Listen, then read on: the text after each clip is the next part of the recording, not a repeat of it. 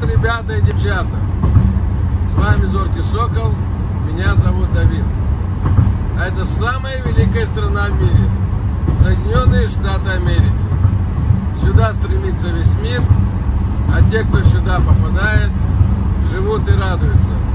И каждый день за это благодарят Бога.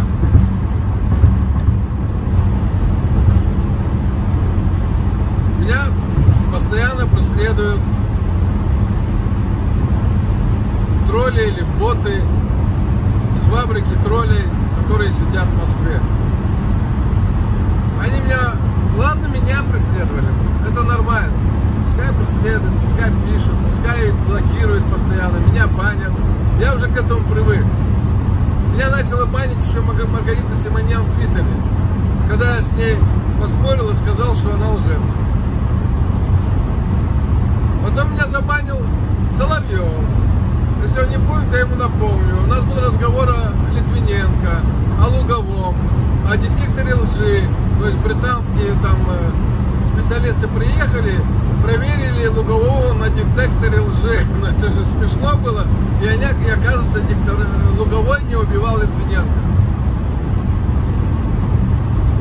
Ну, после этого Соловьев удалил все записи и заблокировал меня. Им проще так, понимаете? Потому что когда раскрывается их вранье, они блокируют людей и не дают им слова сказать. Вот и все. Но сейчас эти тролли, боты, они обнаглели до такой степени, что они лезут в мою семью. Они ломают аккаунты моих друзей и от их имени пишут гадости мне. Они даже ломали аккаунт моей жены и от ее имени написали мне гадость. У меня все эти скриншоты есть. И написали гадость. Я показываю жене. Я знаю, что это не она. И она стала разбираться. Конечно, она хотела уже идти в ФБР. Я пока ее удерживаю. Очень злая была. И самое последнее, что они сделали, полезли к моему зятю. Стали рассказывать про меня, что я лжец, что я лгу. А мой зять меня, наверное, лучше знает, чем тот, кто написал. Намного лучше. Он, конечно, пришел, сказал, что если бы этот человек мне попался бы, я его, ну вы понимаете, что бы он с ним сделал. А сделал бы. Потому что американцы не любят лжецов. Он меня хорошо знает. Он знает меня как, я не знаю, все 10 своих пальцев. А этот, кто писал, говорит о том, что я лжец. В чем? Каком? Лжецы вы сидите на фабрике троллей и за народные российские деньги, украденные из казны, достаете людей. Достаете тех, кто говорит правду. Так вы достаньте вот эту Ольгу Скобееву или Симонян, которые постоянно врут. Так дойдите на них. Нет, вы не трогаете тех, кто ругает Америку. Не, вы, конечно, туда не лезете, потому что такого права у вас нету. Там Симонян. Она же вами и руководит. Но кто ругает Россию, вернее, не ругает, а критикует не Россию даже, а я критикую только власть, вы их достаете. На Твиттере, на Фейсбуке, на Ютубе, вы везде достаете. Вы меня достали до такой степени, вы фактически закрыли доступ к моему YouTube-каналу. И многие жалуются, что не видят меня, что их отписывают, что их лайки убирают, что их комментарии удаляют. Каким образом они это делают, я не знаю. Но пускай делают, это меня не трогает. Абсолютно не трогает. Но в мою семью лезть не надо. Это последнее то, что вы можете сделать. И моя семья не пойдет против меня. Они не считают, что они мне должны закрыть рот. Вы хотите закрыть? Попробуйте. Убьете? Ну ничего, я вас и оттуда достану. достанут, как невинно убиенные. А с другой стороны, у меня всего лишь пару подписчиков. Что вы ко мне прицепились? Вы меня боитесь? У меня пару подписчиков, не миллионы. И даже не сотни тысяч. У меня пару подписчиков. И вы ко мне пристали, и вы меня боитесь? Ну поэтому Путин сидит в бункере. Потому что он боится таких, как я. Я вас призываю, россияне, будьте такими, как я. Пишите правду открыто и критикуйте эту власть. Я еще раз говорю, я не выступаю против россиян. Я не выступаю против России. Россия — это моя страна. Это моя родина, а родину не выбираю.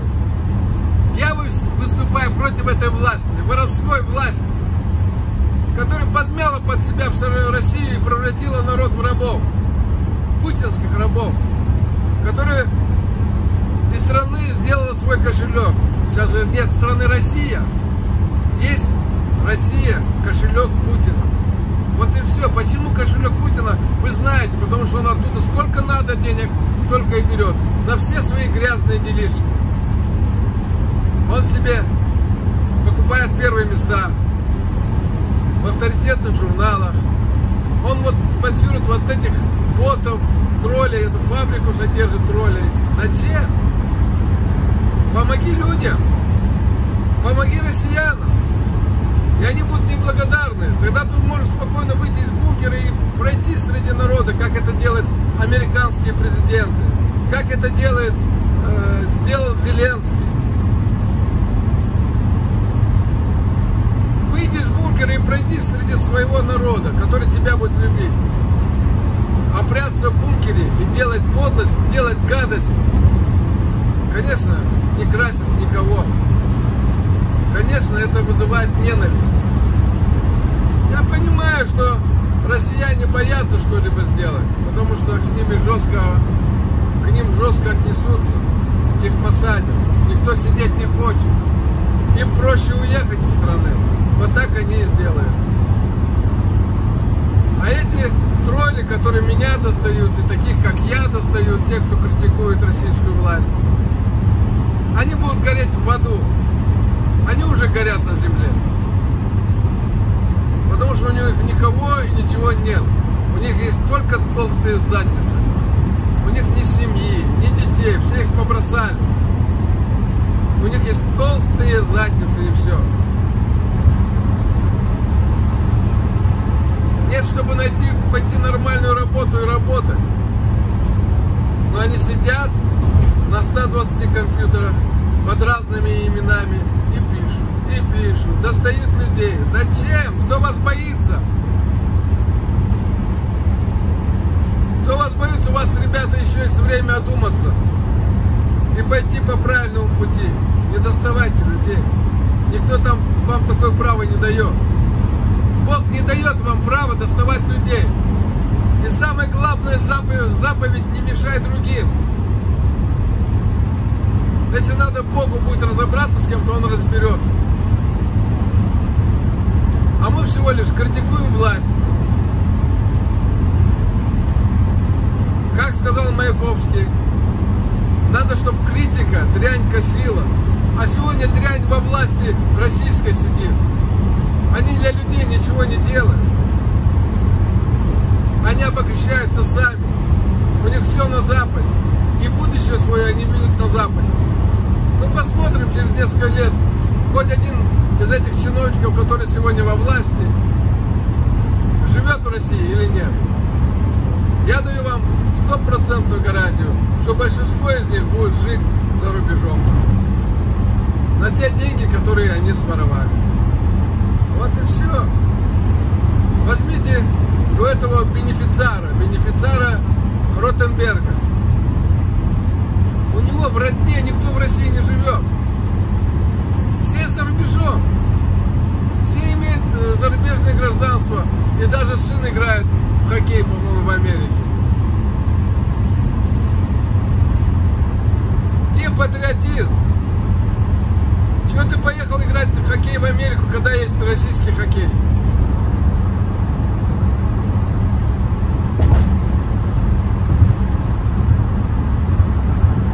Да, такие чиновники, конечно, это враги. Они самые большие враги. Они о народе никогда не будут заботиться. Они будут гнобить этот народ.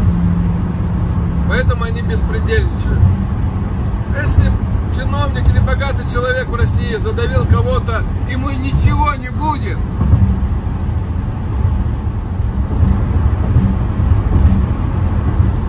Когда эти тролли достают меня, я к этому спокойно отношусь.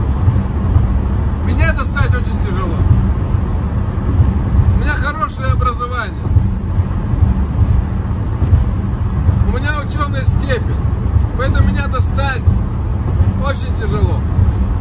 Но когда они начинают доставать мою семью, и через мою семью на меня влиять, это уже все, конец. Ребята, у вас есть цель достать меня, доставайте меня. Не трогайте мою семью. Мой зять конкретно мне сказал, кто, говорит, они такие, чтобы мне говорить о моем отце. Он меня зовет папой. Дэн. Кто, говорит, они такие, чтобы они говорили о моем отце? Я хорошо своего отца знаю. Ну и, конечно, пару жаргонных слов сказал. Назвал этого человека bullshit. Да, это дерьмо. Любой, кто работает на этой ботоферме, дерьмо. Это настоящее дерьмо. Я знаю его имя. Я знаю все его ники, клички, которые он себе дает. Все это скопировано. Еще раз повторяю, не лезьте в семью. Через семью не получится повлиять ни на кого. Это стоит за рамками всяких правил. Есть в жизни правила. Действуйте по правилам. Мешаю я вам, трогайте меня, а не мою семью.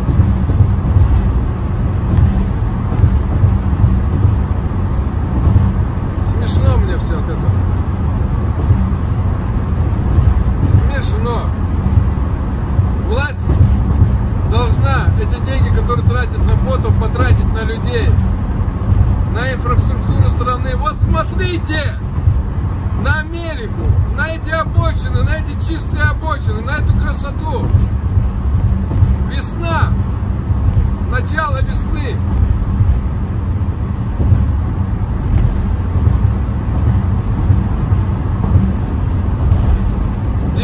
Марта. Кстати, всех женщин поздравляю с праздником 8 марта.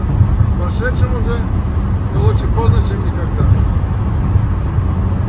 Будьте здоровы. Вот смотрите, стоянка для автомобилей. Emergency. Экстренная стоянка. И вы посмотрите. Весна. И везде красиво, чисто. Дороги целые.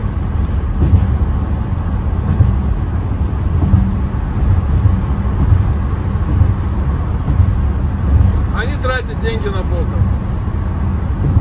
На эту шушеру. Если они пошли бы, работали бы где-то, хотя бы подметали улицы, от них было бы больше пользы. Намного больше пользы, чем от того, что они достают людей. Прекратите доставать людей. Вы же псы, вы настоящие псы. И брысь отсюда, чтобы я вас не видел и не слышал.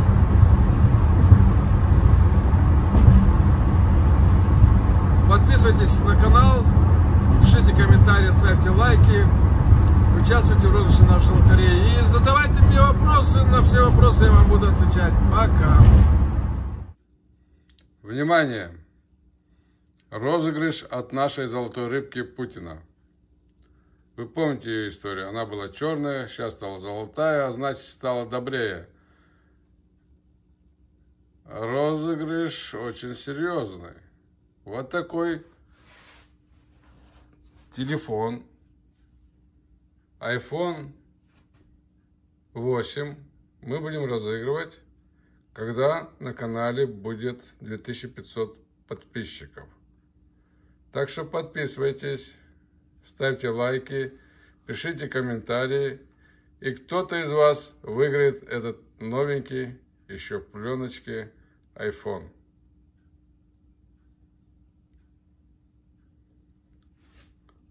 Это 100% вы его получите. Не переживайте. Вот наша рыбка плавает, большая, красивая. Я вчера его взвесил. Он весит почти 400 грамм. Можно уже жарить.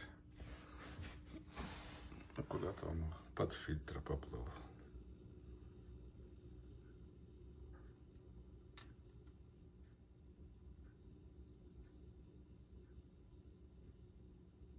Ну что ж, вот этот iPhone от нашего Путина мы разыгрываем. Подписывайтесь на канал, и, возможно, кто-то станет обладателем этого айфона. Все, ребята, будьте активнее. А мы вам расскажем еще очень и очень много интересного. Вот она плавает там. Где-то этот Путин. Вот он говорит вам: подписывайтесь и получите свой iPhone.